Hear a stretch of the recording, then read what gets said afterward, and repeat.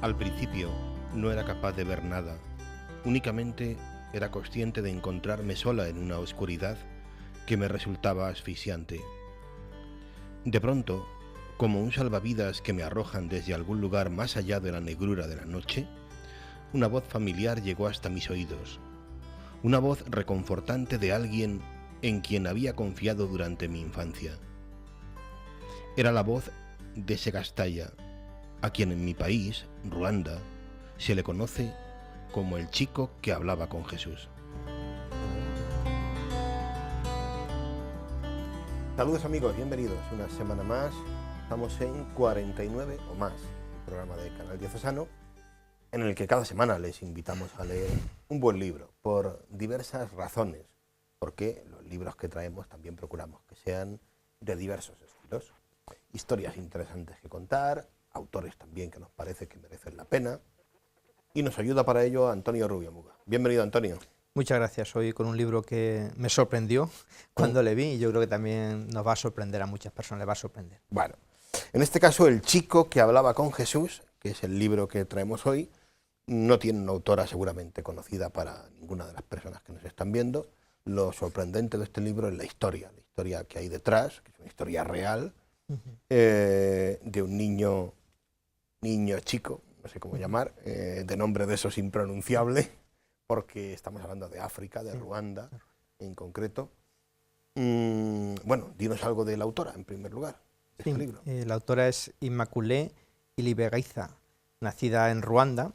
Ella pues estudió allí mecánica y electrónica en la Universidad Nacional de Ruanda, pero a raíz del genocidio que aconteció en aquel país en el año 1994, efectivamente, pues tuvo que emigrar, tuvo la suerte que no le tuvieron su familia de sobrevivir, y emigró a Estados Unidos, en concreto a Nueva York, y allí pues es escritora, conferenciante, y con una ONG intenta ayudar a los huérfanos ruandeses de aquella guerra que vamos a hablar en el libro de ella. Y en el año 2007 también destacamos que recibió el Premio Internacional Gandhi en favor de la reconciliación y de la paz en su país. Es la historia, ella ha escrito 3 libros más. Yo hay veces que vas a las librerías y bueno, libros que traemos aquí, que más o menos autores que te suenan, y otras veces pues empiezas a bucear, a ojear, y te encuentras con libros sorprendentes como es esta propia historia. Y ella ha escrito ya otros 2 libros más anteriores a este, y se encontró un día con este libro, con Segatasia, se llama el niño Segatasia, que le cambió completamente su vida, y por eso este libro es una especie como de biografía suya, contando su experiencia y también el contacto que tuvo posteriormente, después de las apariciones que vamos a ver ahora, con Segatasia.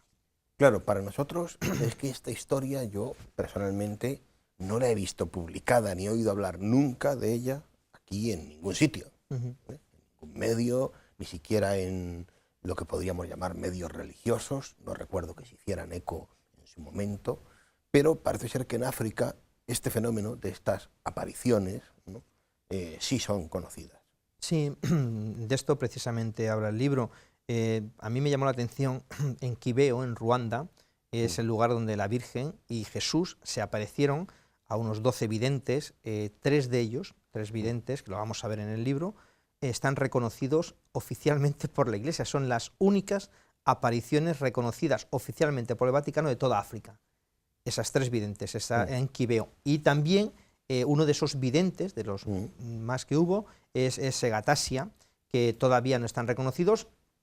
Paciencia, dice ella en su libro, paciencia, porque llegará, igual que llegaron los de sus 3 compañeras. Y este libro lo que habla precisamente es de su historia personal de la autora, de Immaculée, y la historia de Segatasia, cómo él entraba en contacto con el Señor, con la Virgen, y muchos de sus testimonios, que desgraciadamente la mayoría se perdieron por ese genocidio del 94, pues no han llegado a nosotros, pero otros, ella tuvo la oportunidad, la autora, de escuchar multitud de grabaciones, porque todo eso estaba grabado, transcribirlas, y lo que nos dan en el libro son esos diálogos de Segatasia, tanto con Jesús como con la Virgen María.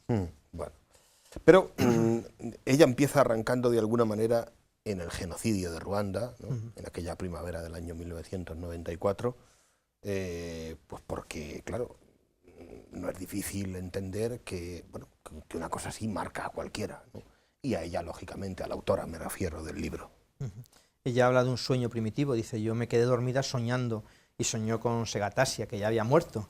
Jesús me dice que debemos preparar nuestros corazones para el final de los tiempos. Ese final de los tiempos continuaba el sueño, para ellos era ese tremendo genocidio en el cual durante 100 días, apenas en 100 días, 3 meses, murió más de 1 millón de personas. Impresionante. La primera vez que Inmaculée escuchó hablar de Segatasia, ella solamente tenía 2 añitos nada más, y ella había oído hablar de esas apariciones en un lugar relativamente cerca de donde ella vivía.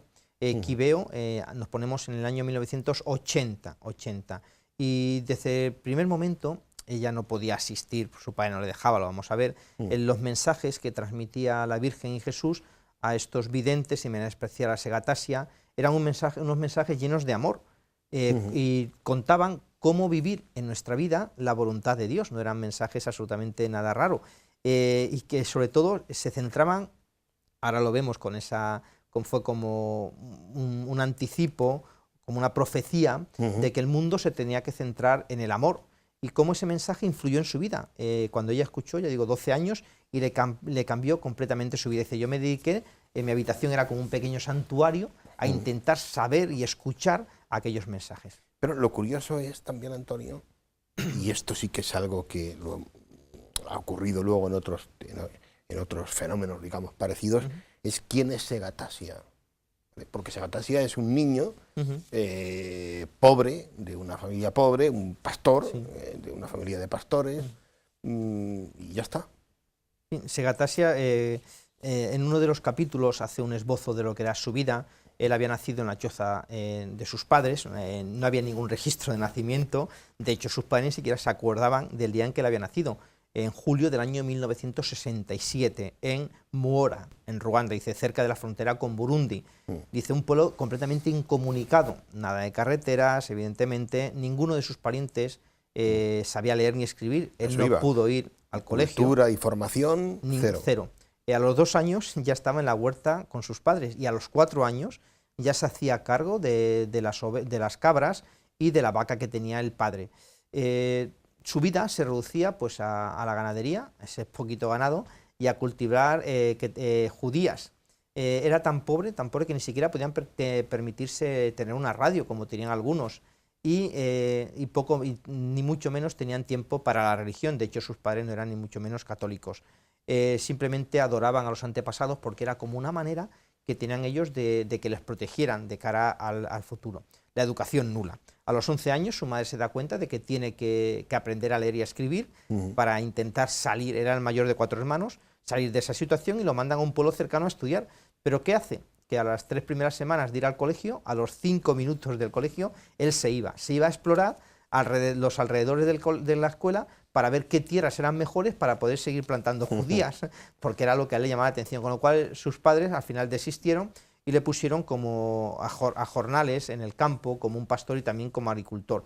Y ahí choca como una persona con esa nula formación, en una familia que no es ni mucho menos cristiana, va a recibir esas revelaciones. Su hermana, una de sus hermanas, Christine, que sobrevivió al genocidio, le describía como un chaval alegre, como un chaval serio, responsable, con su sentido del deber, y dice que él en todo momento se preocupó de salvar la vida de su familia, y tal vez fue por eso, ella achaca a su hermana, el que el propio Jesús le eligió como Salvador, y en la primera aparición pues le dejaba ese mensaje, que él tenía que transmitir a los demás. Lo hizo, se rieron de él evidentemente al principio, pero eso el Señor le dijo que había sido como una prueba de fidelidad a ese mensaje que le había dado. Has distinguido como entre los... has hablado de videntes en plural. Había 12 videntes, de los cuales 3 fueron reconocidos, esas 3 primeras apariciones. 3 que son 3 chicas. 3 chicas fueron reconocidas por la Iglesia. Esas apariciones, el Vaticano creó una comisión, y esas 3 primeras chicas, también de nombres impronunciables, Alfonsín, alguna de ellas. Murmurek y Anne-Nathalie. Y Marie-Claire. Alfonsín Murmuré, Anne-Nathalie y Marie-Claire. Estas 3 fueron reconocidas oficialmente por la Iglesia.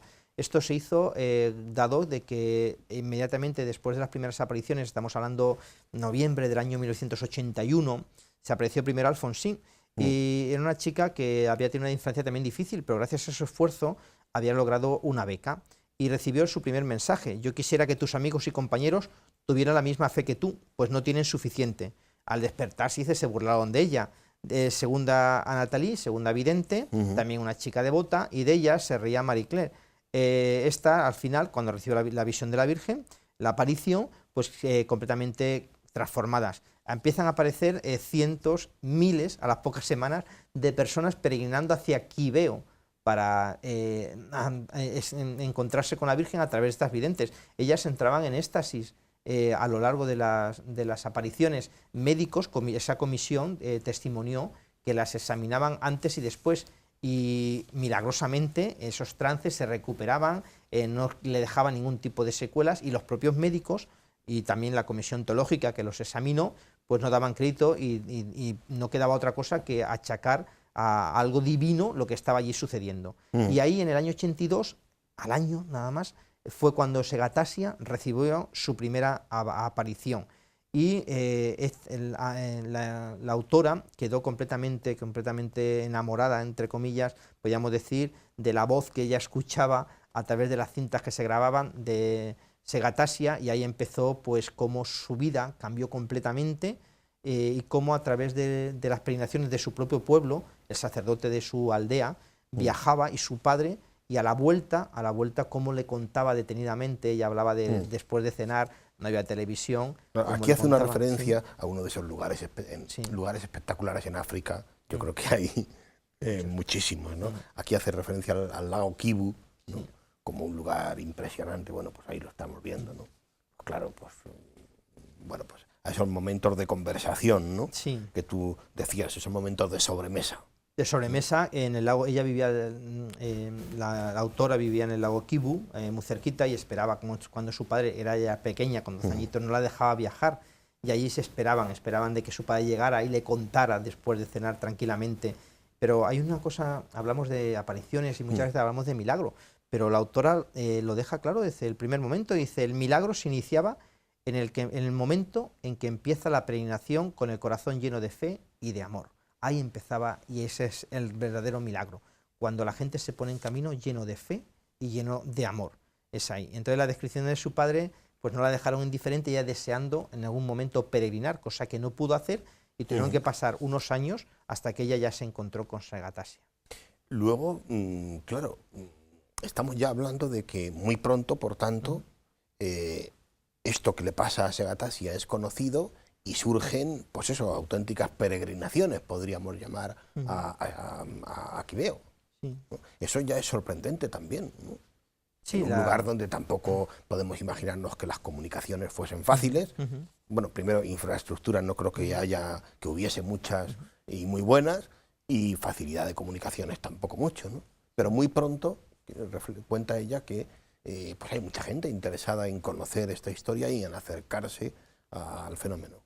Desde el comienzo, el obispo, que eso también es muy importante, se percataron de que un fenómeno extraordinario estaba sucediendo, dieron credibilidad, y por eso rápidamente fueron reconocidas por esa comisión que se creó, reconocidas por el Vaticano. La gente empezó a peregrinar, como dices allí, incluso habla de gente VIP. Un día llegó un helicóptero y era el presidente del gobierno, que entró, el presidente del país, fue allí a Quibeo, y entró en contacto con los videntes, de manera especial con Segatasia. Imaginaos lo que eso supondría, el respaldo a nivel nacional, que son unas apariciones no conocidas en el resto del mundo, pero que allí, en ese país, pues suponemos que sería de lo que se hablase durante aquellos años, como ese fenómeno extraordinario que era y que yo creo que es, ese encontrarse con el Señor. Y la autora también luego incluso ha llevado la primera peregrinación desde Norteamérica allí a Quibeo, porque la gente, cuando ella ya vivió en Norteamérica, se preguntaba cómo ella es capaz de promover ese perdón a los asesinos de su familia, y cómo en medio de toda esa situación que vivía de pobreza y después de genocidio, fue capaz de encontrarse con Dios. Es que esto hay que entenderlo porque esta mujer de la que estamos hablando ya había escrito otro libro antes, que es Sobrevivir para contarlo, a la luz de precisamente su sufrimiento, el sufrimiento que ella había conocido de su propia familia, ¿no? en África. Ella escribe ese libro, y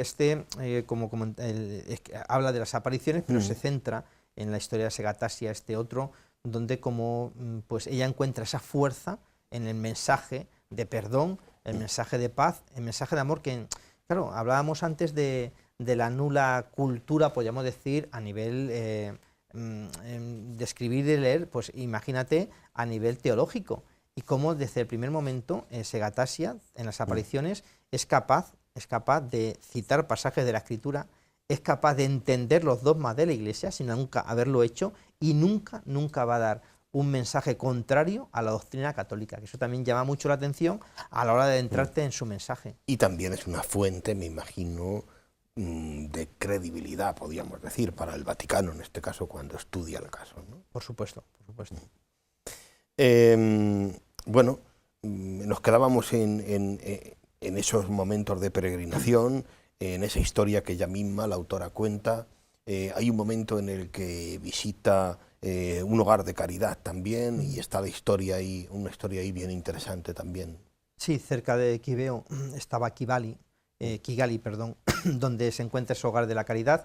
El padre Felicien Mugilibi, pues es el encargado de llevarlo, y aquel hombre fue el que entró en conversaciones con el obispo en el año 82 de Butare y pidió que investigara las apariciones. El obispo de Butare desde el primer momento respaldó las apariciones, y por eso rápidamente tuvieron eco no solamente en su diócesis, sino a nivel de toda la Iglesia. Él creó esa comisión, no solamente teológica, sino también una comisión de médicos, de psiquiatras, para que investigaran, y él fue el que las aprobó en su diócesis de manera pública, y respaldó en todo momento a los videntes de esas apariciones de Kibeo.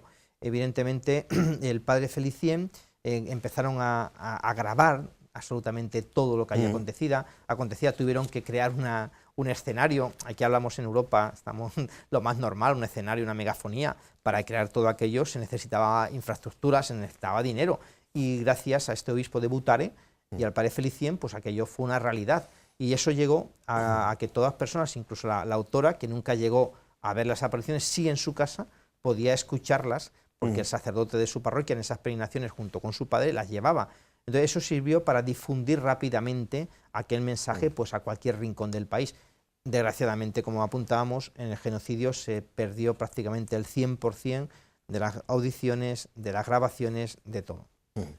Hay un médico al que menciona la autora, no sé qué importancia tiene, ¿no? Hay un médico que es también de nombre de estos impronunciables, Bonaventure, no sé si lo digo bien. Él fue el doctor Bonaventure, el investigador jefe de esa comisión que se creó, y él, cuando se entrevista con la autora, dice: ¿qué quiere saber de Segatasia? Dice: yo le examiné físicamente en todo momento y mentalmente el 20 de julio del año 1982, en una de esas primeras apariciones que tuve. Dice: los videntes experimentaban una desconexión completa con la realidad. Dice: yo les realizaba todo tipo de pruebas que ocurrían para despertarles del trance. Dice, era prácticamente imposible. Y eso, viendo los resultados que yo médicamente pude contemplar en aquella aparición, no me lleva a otra cosa que afirmar que aquello era algo extraordinario, algo milagroso, y que Segatasia era un verdadero vidente.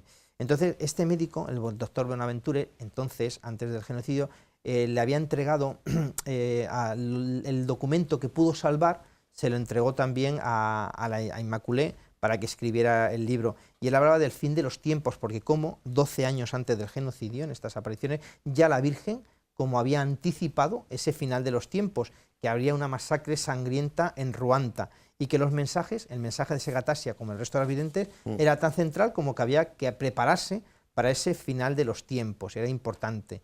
Y cuenta, me permites dice: el alma nunca muere, y cada alma pertenece a Dios. El último día, las almas que hayan ganado un lugar en el reino de Dios abandonarán la tierra sin llevarse nada con ellos. Aquellos que hayan amado y servido a Dios ascenderán a los cielos para pasar a la vida eterna en el paraíso. Como vemos, es un mensaje pues que nada difiere del mensaje cristiano, y nada entra en contraposición, que yo creo que también es una de las cosas por las cuales la Iglesia aprobó estas apariciones. Hay una cosa curiosa, Antonio, de esta historia, que creo que no la hemos mencionado, en el arranque de lo que son las apariciones, ese, digamos, primer diálogo de Segatasia con la Virgen y la petición que él mismo le hace. Se hacen ahí como una especie de trato, ¿no? Sí, sí, sí. Eso me parece muy bonito, ¿no? Lo sí, que hay detrás. En esa primera aparición es del 1 de septiembre, porque se le aparecía a Jesús y la Virgen. El 1 de septiembre del año 82 fue la primera aparición que tuvo con la Virgen. Y dice, ¿puedes preguntarme cómo es la Virgen? Y Segatasia dice, bueno, yo cuando vi a la Virgen, dice, era de una belleza absoluta. Dice, María me pareció entre la niebla, irradiaba belleza y una juventud de una mujer muy joven, pero de sus ojos le brotaba una sabiduría, una dulzura y un amor que solo una madre puede poseer. Y le preguntó que qué debía de hacer para vivir de manera con ella, de manera cristiana, podríamos decir, porque Segatasia se bautizó, con él su familia, sus padres y sus 3 hermanos. Y le decía cómo debe de rezar el rosario todos los días y también cómo le invitaba a comportarse mejor. Con lo cual vemos todo esto, es ese diálogo, las apariciones en todo momento hablan de un diálogo como él hablaba con Segatasia, con la Virgen, como hablaba con su madre. Y es también un detalle muy importante cómo el sufrimiento siempre ha acompañado a los videntes, claro, a las personas, y el sufrimiento también estuvo en la vida de Segatasia durante... Sí, porque me imagino que, bueno, pues también habría mucha gente que lo cuestionaría, que no lo comprendería, que lo consideraría pues un auténtico loco. Sí, el rechazo. De hecho, le rechazaron no solamente su país, él también recibió luego un mensaje para ir a otros 2 países, si no da tiempo hablaremos un poquito de ello, y también como el propio sufrimiento en su propia carne, podríamos decir, uniéndose al sufrimiento de Jesús. Él estuvo durante 3 semanas de ayuno. Dice, los doctores que le examinaron, dice, evidenciaron que es un milagro que después de esas 3 semanas de ayuno, él estuviera vivo. Las apariciones terminarían de poco tiempo después de esta prueba, podríamos decir, como de fuego, en julio del año 1983. Ahí terminan las apariciones y él recibe un mensaje para que las transmita a Burundi y al Congo, que fuera transmitiendo el mensaje. Pero te iba a preguntar, que has mencionado la idea o la posibilidad de salir, ¿no?, de Ruanda. Pero eso no se llegó a materializar nunca. Una de las veces que salió, en primer lugar, a Burundi, no le dieron el permiso, tuvo que regresar, fue complicado. No olvidemos que en algunos de estos países ser cristiano conllevaba la persecución y conllevaba la muerte. Él no tuvo ningún tipo de reparo de salir, pero claro, no tenía el visado que se le rechazaron, y al final pues tiene que volver otra vez al seno de su país otra vez. Y es ahí cuando empieza antes del genocidio, donde él ya va creciendo. Hemos dicho que nació en el año 67, estamos hablando que las apariciones con 15, 16 años, y después, una vez que termina el de recibir esas apariciones, pues empieza a trabajar en la universidad. Claro, y esto significa que cuando ocurre el genocidio, Segatasia tiene 20 y pico años. Sí, ¿no? 67, 80, sí. Tiene 17, 18 años cuando él muere. Él muere y él había trabajado durante un tiempo en la universidad, que fue donde le conoció la autora. Muere Segatasia, asesinado de 2 tiros. En el contexto del genocidio. Del genocidio, sí, de Hutus contra Tutsi. Hemos dicho 1 millón de Tutsi murieron en prácticamente 3 meses nada más. Bueno, una historia, la verdad, que sorprendente. No sé si te queda alguna cosita más, tenemos 1 minuto, Antonio. Sí. Cuando ella le conoció, la autora, Segatasia había dejado de tener ya las apariciones, dice que se quedó completamente bloqueada ante su presencia. Él le dijo, pásate por la oficina, él ayudaba en la biblioteca y también al capellán de la universidad en las Eucaristías, pásate para, si quieres saber algo de mi vida, hablar con él. Y poco tiempo después, un par de meses después, fue cuando estalló esta guerra, y al final él sabía, dice, yo en las pocas veces que hablé con él, en todo momento Segatasia tenía el convencimiento de que algo se venía, y dijo que podíamos evitarlo, porque a él se lo había dicho el Señor, amando a Dios, dice, pero muchos no le quisieron escuchar. Y ella, la única esperanza que tiene la autora con este libro, que así termina el libro, es que escuchemos los mensajes de Jesús transmitidos a través de Segatasia. En fin, bueno, pues un libro ciertamente curioso, una historia realmente sorprendente y muy, muy desconocida, yo creo, que en Occidente. Terminamos, como siempre, con un texto que tú escoges de este libro tan curioso. Hay veces que nos preguntamos que si viniera Jesús, ¿qué nos diría? Y en este mensaje es muy curioso. Dice, lo que necesitas saber es esto. Jesús nos conoce hasta las profundidades de nuestra alma. Todos nuestros sueños y preocupaciones, todas nuestras esperanzas y temores, nuestra bondad y nuestra debilidad, me explicó. Puede ver nuestras faltas y pecados, y no hay nada que desee más que sanemos nuestros corazones y limpiemos nuestra alma, para que podamos amarle tan enormemente como Él nos ama a nosotros. Cuando nos envía sufrimientos, solo lo hace para fortalecer nuestro espíritu, para que seamos lo suficientemente fuertes para rechazar a Satanás, que quiere destruirnos, y así un día podamos disfrutar de su presencia por toda la eternidad. Déjame que te lo explique de la siguiente manera, Inmaculé. Cuando yo estaba con Él, nunca quería irme. Si me pidiera que me fuera con Él ahora mismo, abandonaría este mundo para siempre, sin la menor sombra de duda. Estar cerca de Él es vivir en el amor. No se necesitan palabras. En su presencia, tu alma está en paz y eres feliz. Tienes que saber que su amor es real, que es eterno, y que es nuestro si le amamos y hacemos su voluntad en la tierra. Invítale a tu corazón, y todas sus gracias serán tuyas. No te va a decir que no a nada. Si pudieras comprender una sola verdad en toda tu vida, debería ser esta: Jesús te ama.